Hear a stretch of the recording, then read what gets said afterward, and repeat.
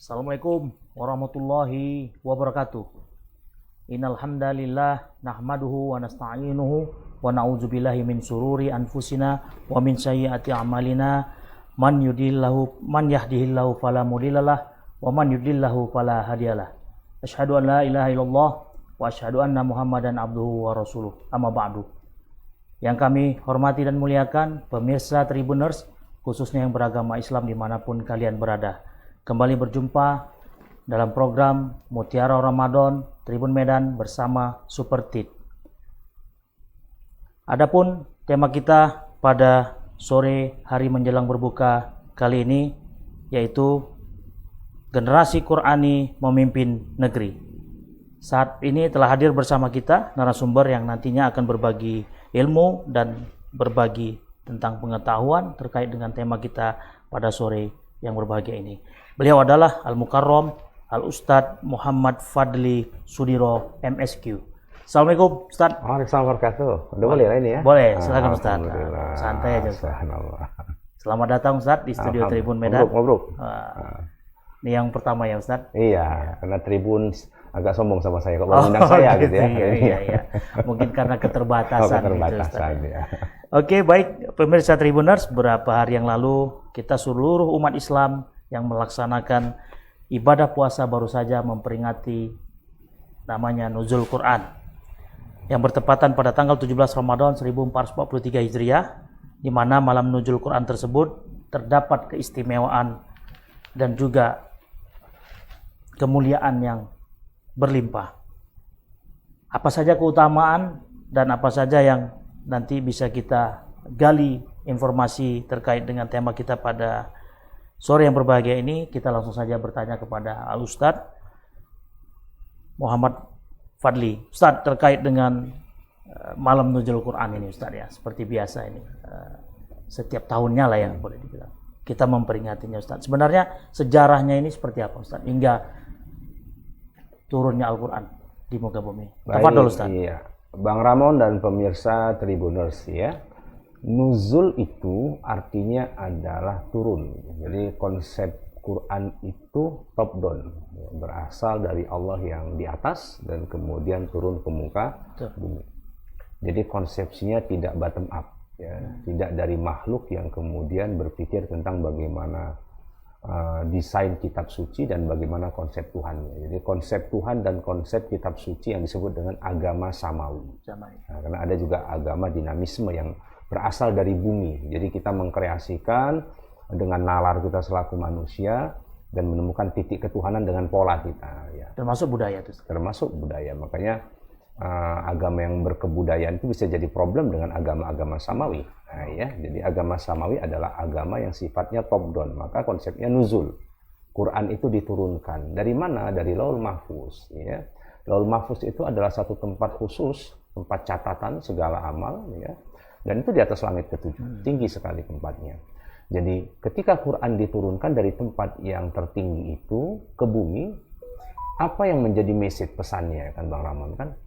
Al-Quran Al-Karim, Quran yang sangat mulia itu diturunkan ke bumi, tempat yang begitu rendah kurang lebih, yukrim, agar siapapun yang bergantung dengannya, maka dia akan ditinggikan dan dimuliakan sebagaimana mulianya Al-Quran. Maka itu konsep awal tentang Nuzulul Quran. Maka kalimat dalam Quran disebutkan misalnya Syahrul Ramadan alladzi unzila fihil Quran.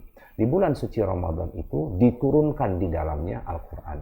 Atau yang sering kita dengar Bang Ramon di surah Al-Qadar itu inna anzalnahu fi lailatul qadar. Ya, diturunkan dan kemudian kami yang menurunkan Al-Quran itu pada malam Lailatul Qadar.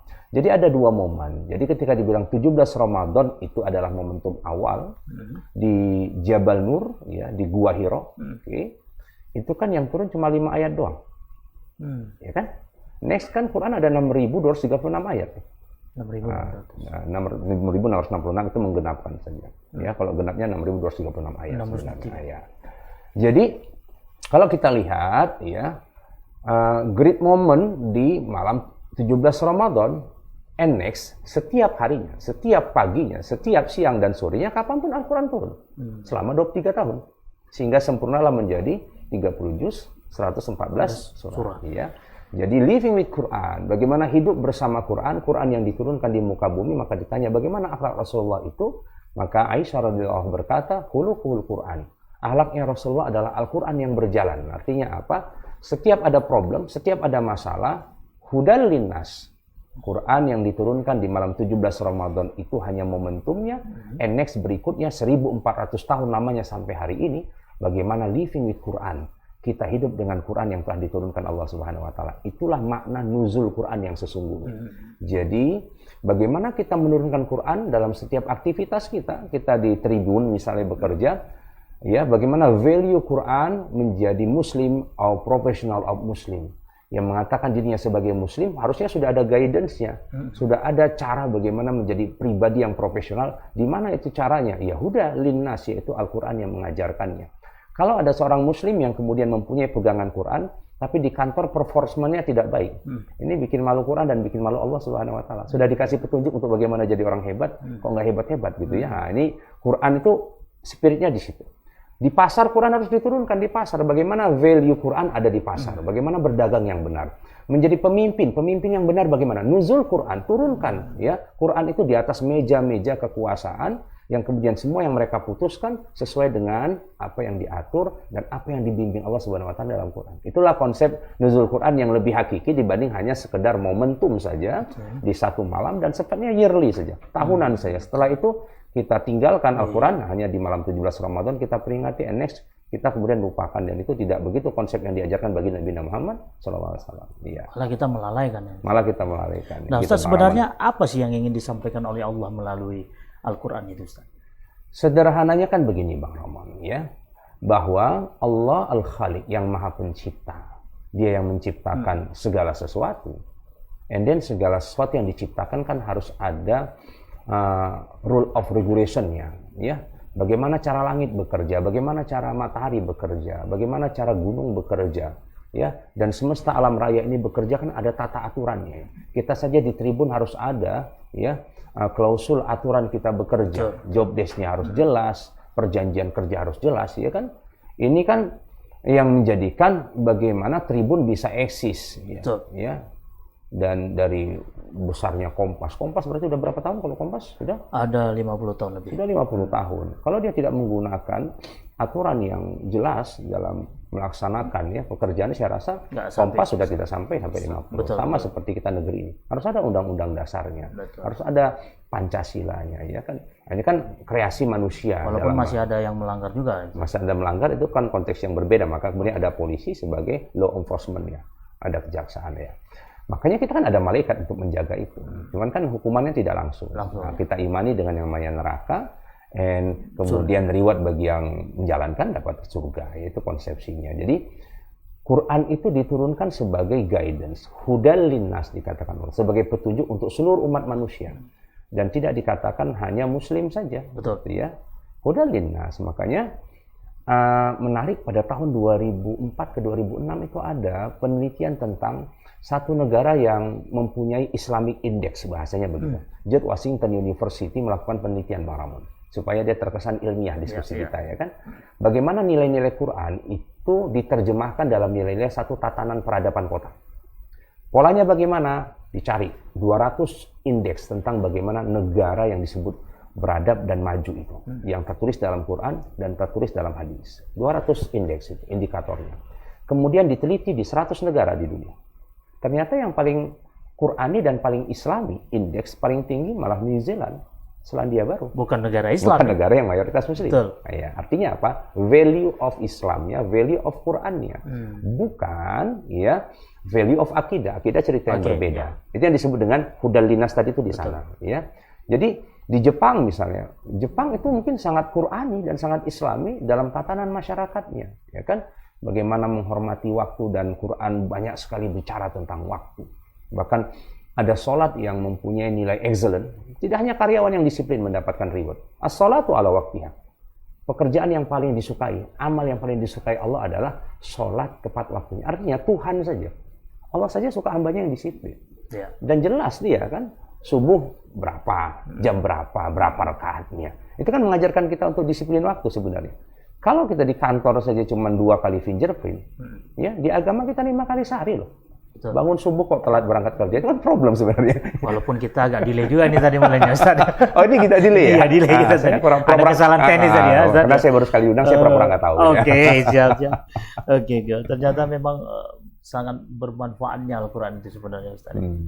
Nah pertanyaan selanjutnya nih Ustaz. Sebenarnya Rasul itu menerima perintah dari Allah kan ketika memang Iqra ya ada di surat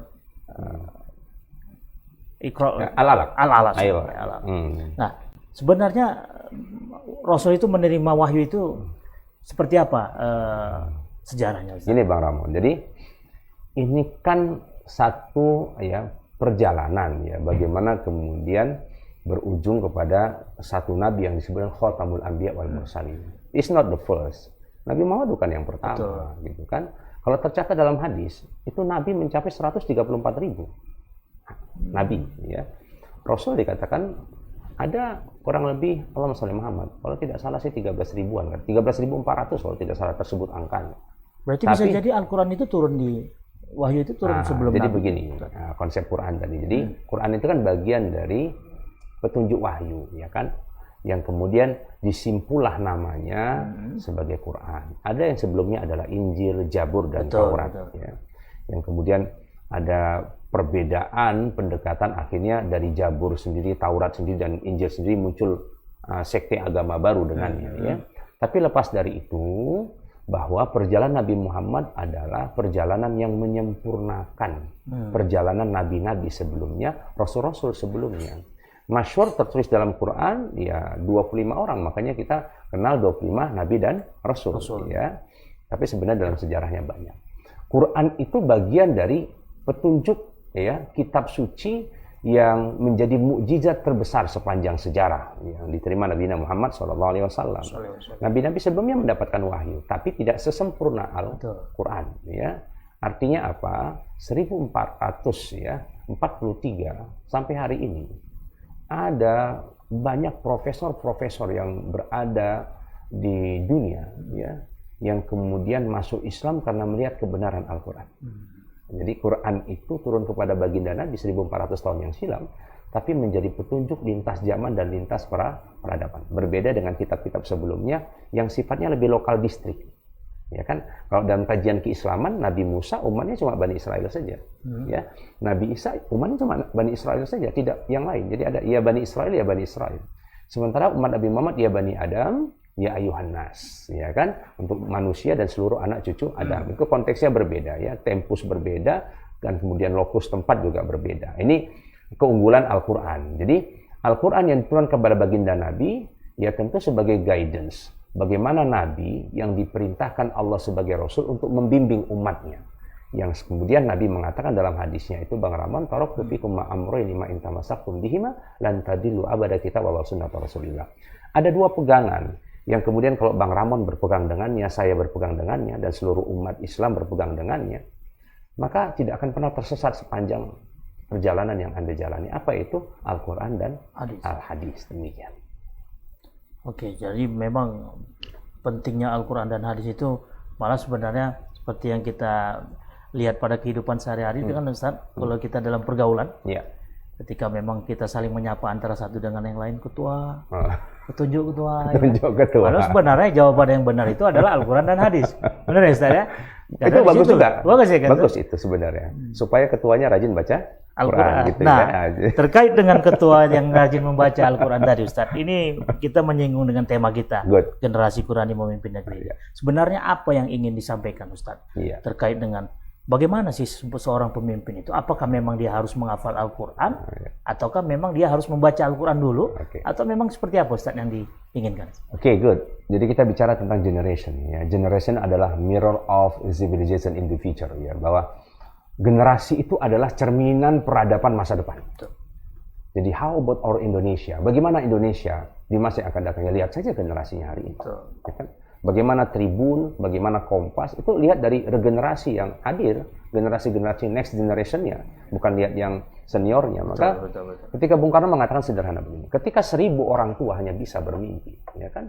Dan hanya butuh satu anak muda untuk mewujudkan 1000 mimpi itu. Gitu ya. Udah mulai agak keren ini ya. Cool, jadi generasi itu ya adalah cita harap ya. Kalau dalam bahasa hadis disebut dengan waladun saleh. Anak yang saleh yang selalu mendoakan. Karena ini investasi terbesar adalah generasi. Apa kegagalan yang coba kita torehkan hari ini dan apapun kesuksesan yang tertunda, itu bisa dilanjutkan oleh generasi setelahnya. Betul. Maka muncul istilah generasi Qurani. Qurani yang seperti apa? Apakah harus hafiz Quran? Apakah harus baca Quran? Apakah bla bla bla semua? Dalam sejarah keislaman Bang Ramon, ada namanya Saqafah Sultaniyah. Nah, kan kita sekarang sudah lagi tren juga sultan ya, sultan ya.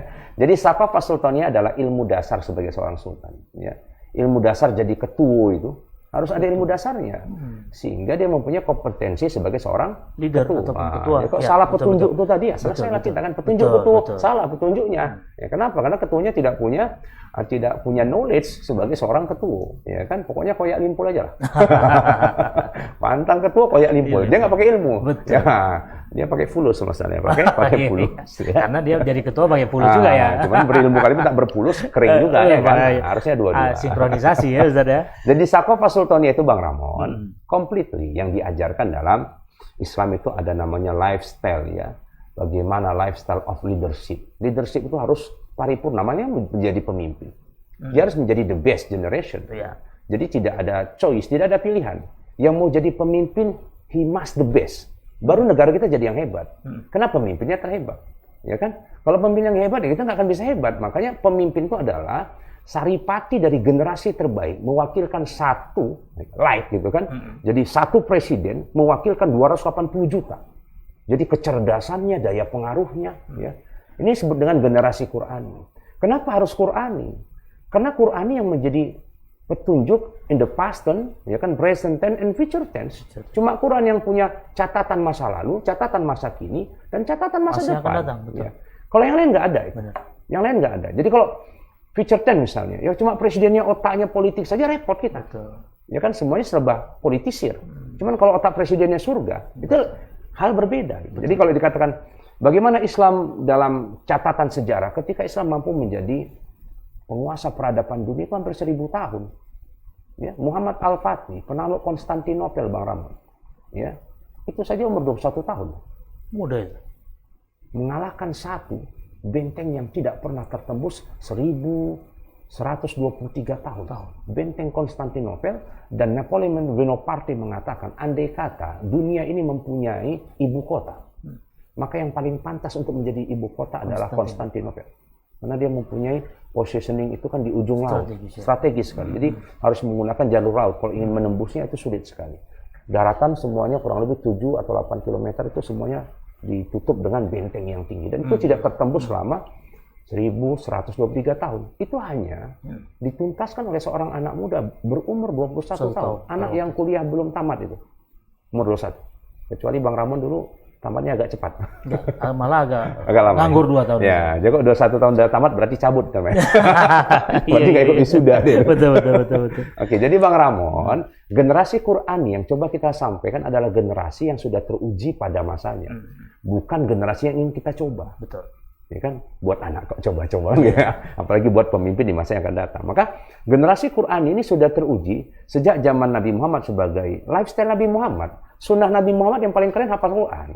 Jadi nggak usah terlalu berdebat di hal-hal yang lain kalau sampai belum hafal Quran gitu. Betul. Kita suka yang parsial-parsial debatnya kan, masalah isbal celana, masalah lihya gitu kan, dan itu kan yang natural klasik ya. Gampang lah, tinggal potong celana lah selesai gitu kan. Tinggal panjangin pakai kalau sepertinya Bang Ramon kurang pakai minyak doyo ini kayaknya. Agak apa ya? Agak kurang apa? Kurang rimbun ya Ustaz. Kurang rimbun ya. Bidadarinya kurang banyak. Kurang banyak. Oh, boleh juga nih Ustaz. Kita pelihara. Iya. Jadi ini generasi Quran itu generasi yang sudah pernah teruji. Maka Muhammad Al-Fatih termasuk sosok dari 100 tokoh terhebat di dunia. Karena termuda, umur 21 tahun dan umur 49 tahun. Itu udah berapa wilayah yang dikalahkan oleh seorang Muhammad Al-Fatih. Jadi generasi Qurani itu bukan hanya bagian dari sebuah asumsi gitu yang coba dihadirkan. Enggak, generasi Qurani Nabi Muhammad adalah generasi Qurani. Khulafaur Rasyidin semuanya hafiz Quran. Jadi tidak ada pilihan apakah harus hafiz Quran atau kemudian cuma tahu saja. Itu tidak pilihan, karena dalam sejarahnya itu Muhammad Al-Fatih dan beberapa generasi yang lain tentu itu hafal Quran 30 juz sebelum umur 10 tahun. Jadi basically Jangan kemudian hafiz Quran sebagai finally, itu yang salah. Sudah hafiz Quran kemudian dia enough di hafiz Quran, hanya menjadi imam masjid saja. Tidak. Imam masjid itu menjadi syarat utama seorang pemimpin. Kalau nggak bisa jadi imam masjid, apalagi jadi ya imam dalam apa namanya negara gitu kan. Oke, kita ketemu dulu calon istri kita khidbah ya kan. Kalau umat aja saya pimpin dengan imam sholat saya, apalagi kamu deh. Saya pimpin dalam kehidupan gitu ya. Jadi pemimpin dalam Islam yang pertama dia harus lulus jadi imam dulu. Harus lulus jadi imam. Jadi kalau Bang Ramon nanti mau cari mantu, undang di rumah, suruh jadi imam. Tapi jangan sholat zuhur sama asar, nanti dia nggak kedengaran.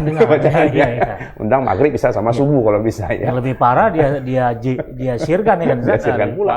Sekali dia buka, inna kausa nggak selesai. Inna lillahi wa inna ilaihi raji'un kan.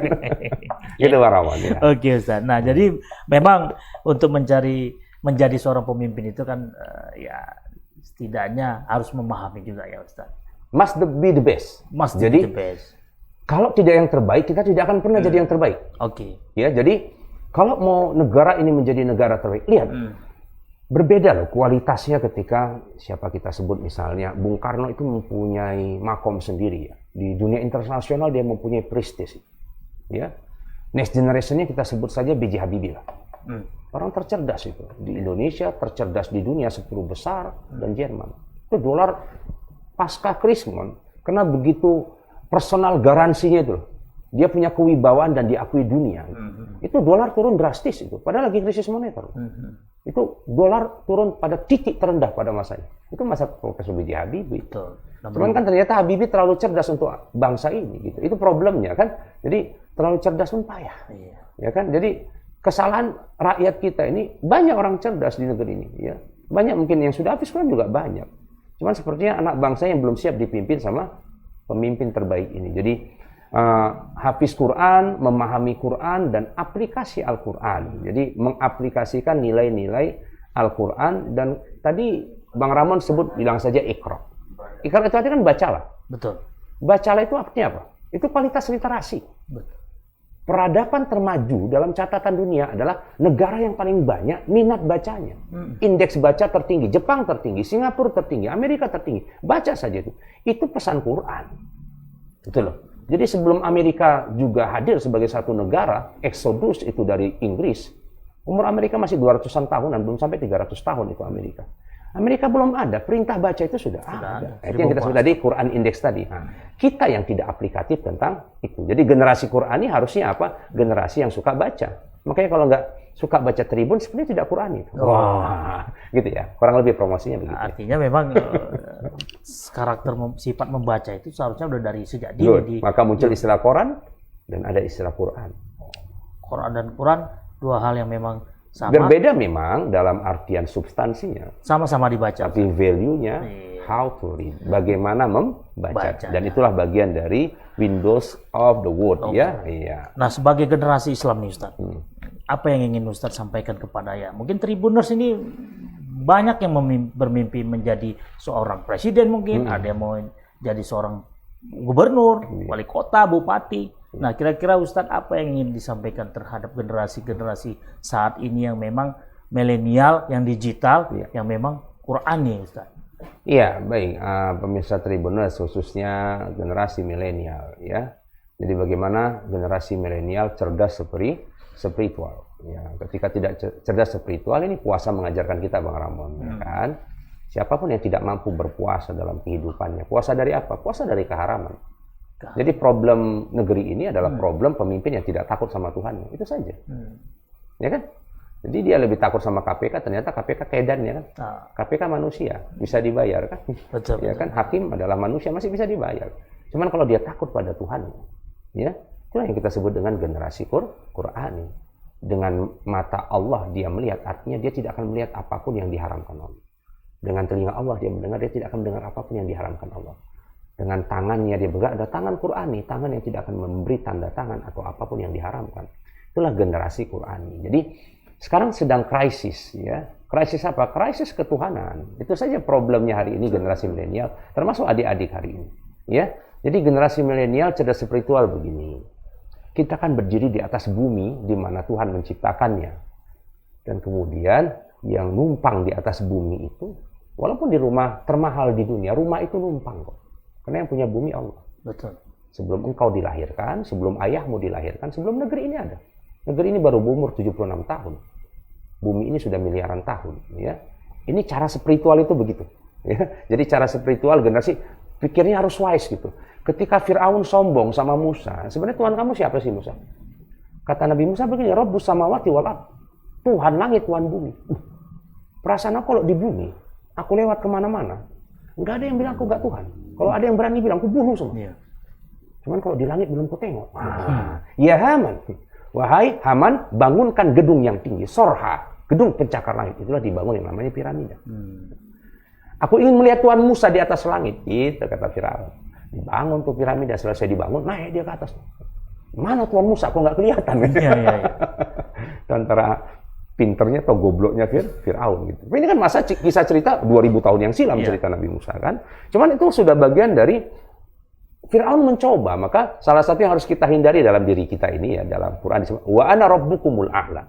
Aku adalah Tuhan kalian yang tinggi. Itu Fir'aun mengatakan seperti itu. Nah, maka generasi milenial hari ini belajar dari Fir'aun. Nabi Musa ngomongnya sederhana. Karena nalar Rabbus samawati wal ard, ternyata Fir'aun nggak nalar.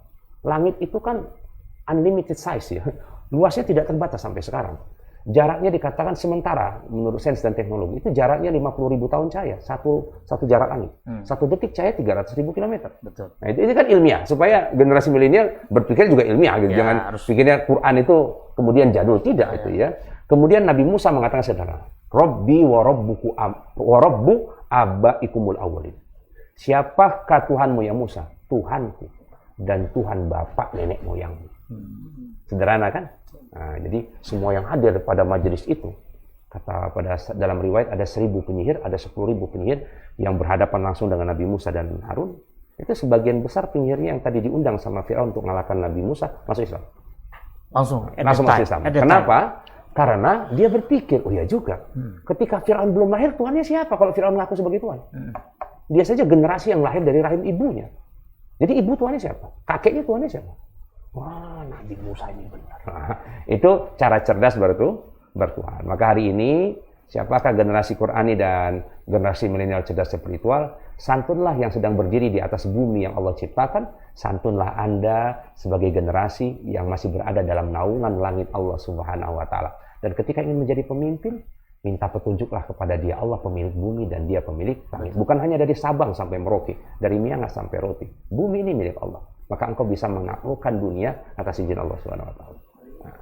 Baik Ustadz, dan mengutip kata Prof. Arfi Sanid kan, bagaimana Indonesia mau maju, sedangkan Tuhan aja sudah tidak ditakuti lagi. Itu yang kita sebutkan tadi. Atau katanya Gus Dur, ya? Ya, kata Gus Dur. Oke. Saya kok disuruh mundur katanya. Iya. Ya kan? Maju aja saya payah katanya. Waduh, ini Ustadz, waktu juga ini yang harus memisahkan kita nih Ustadz. Ya, dari diskusi kita yang lumayan ya, sangat berbobot ini Ustadz ya, sampai kita pun agak oyong Ustadz dengarnya. Ya. Ketua itu. Ini minta THR udah gitu. Oyong-oyong ini minta THR ya. Oke, baik. Tribuners, demikian tadi obrolan kita bersama Ustadz Muhammad Fadil Sudiro MSK ya. Semoga apa yang menjadi perbincangan, diskusi dan juga pengetahuan yang beliau sampaikan ini semoga bermanfaat bagi kita, terutama bagi generasi muda Islam yang ingin menjadi seorang pemimpin di masa yang akan datang. Oke, baik, tetap ikuti terus program Tribun Medan, follow, like and share akun IG, Facebook dan juga YouTube Tribun Medan, bahkan juga TikTok. Saya seluruh kru yang bertugas mohon pamit undur diri. Terima kasih pada Ustadz. Kita kembali berjumpa pada program dan waktu yang sama. Akhir kata, wabillahi taufik wal hidayah. Wassalamualaikum warahmatullahi wabarakatuh. Waalaikumsalam warahmatullahi wabarakatuh. Syukran Ustadz.